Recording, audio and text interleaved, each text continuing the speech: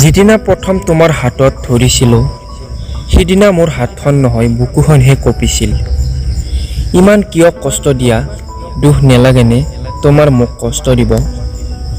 আগতে গোটেই দিনটো কথা হৈছিল আৰু আজি বহুদিন ধৰি একো কথাই হোৱা নাই। Time change everything. আমি দুয়ো বহুত জিদি, তৰ্ক কাজিয়া হ'লে কোনেও হাৰ নামানো আৰু প্ৰব্লেম ইউজ যিমানে হ'লেও কোনেও কাকো এৰি থাকিব নোৱাৰোঁ। মধ্যবিত্ত পৰিয়ালৰ সন্তান মই, অভাৱৰ মাজত ডাঙৰ হৈছোঁ, সেইবাবে মোৰ আবদাৰবোৰ কম।